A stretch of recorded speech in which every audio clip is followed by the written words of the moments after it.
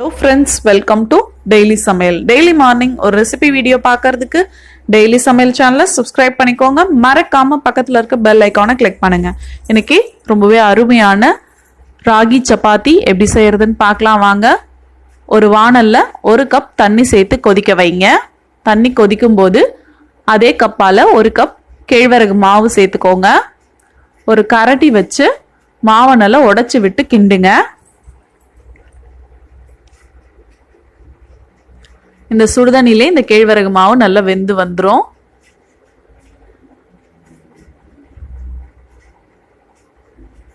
அடுப்பை ஸ்லோ ஃப்ளேம்ல வச்சு இந்த மாதிரி கிண்டிக்கோங்க.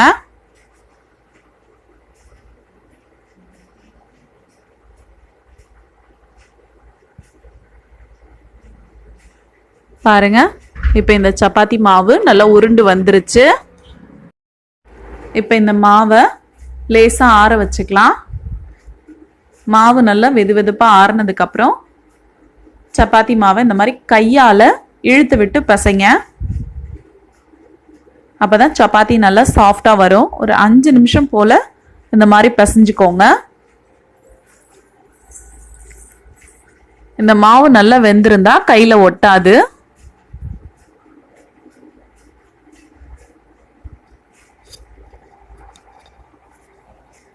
பாருங்க, சப்பாத்தி மாவு இப்போ ரெடி ஆயிடுச்சு. கையால நல்ல நீளமா இதை உருட்டிக்கலாம்.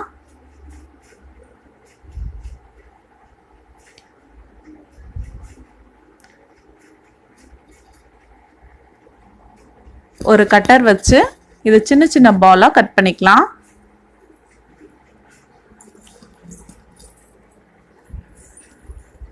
கட் பண்ண மாவை உள்ளங்கையில வச்சு இந்த மாதிரி உருட்டிக்கோங்க. எல்லா மாவையும் இதே மாதிரி ரெடி பண்ணிடுங்க. இதுல கொஞ்சமா கேழ்வரகு மாவு தூவிட்டு இந்த சப்பாத்தியை நம்ம விரிக்கலாம்.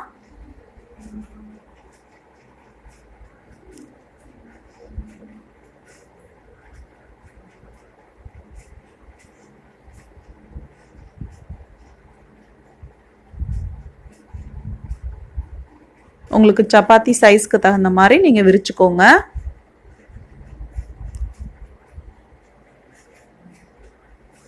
இதே மாதிரி எல்லா சப்பாத்தியும் நம்ம விரிக்க ஆரம்பிச்சிருவோம்.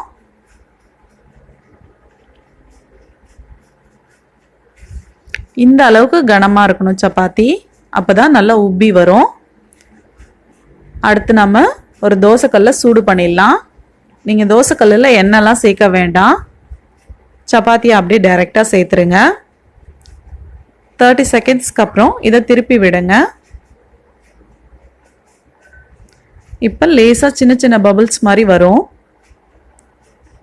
மறுபடியும் ஒரு 30 செகண்டுக்கு அப்புறம் இன்னொரு பக்கமும் திருப்பி விடுங்க. நீங்கள் இந்த மாதிரி 2 தடவை திருப்பி போட்டாதான் சப்பாத்தி நல்லா உப்பி வரும்.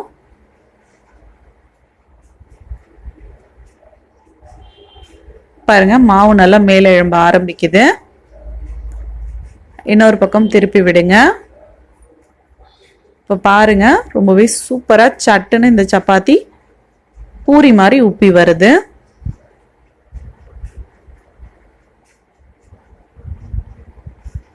பாருங்க, ரொம்பவே பர்ஃபெக்டா நம்மளோட கேழ்வரகு சப்பாத்தி வந்திருக்கு.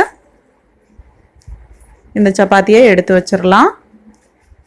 எல்லா மாவையும் இதே மாதிரி சப்பாத்தியா உப்ப வச்சு எடுத்து வச்சுக்கோங்க.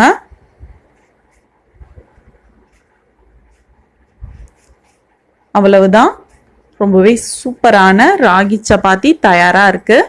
நீங்களும் இந்த ரெசிபியை கண்டிப்பா உங்க வீட்டில் ட்ரை பண்ணி பாருங்க. உங்களோட ரெசிபி எப்படி வந்ததுன்னு கமெண்ட் பாக்ஸ்ல தெரியப்படுத்துங்க. என்னோட சேனலை உங்க ஃப்ரெண்ட்ஸ் எல்லாருக்கும் ஷேர் பண்ணுங்க. மறக்காம டெய்லி சமையல் சேனலுக்கு சப்ஸ்கிரைப் பண்ணுங்க. டெய்லி ஒரு ரெசிபி வீடியோ பார்த்து ட்ரை பண்ணி என்ஜாய் பண்ணுங்க. Thank you friends.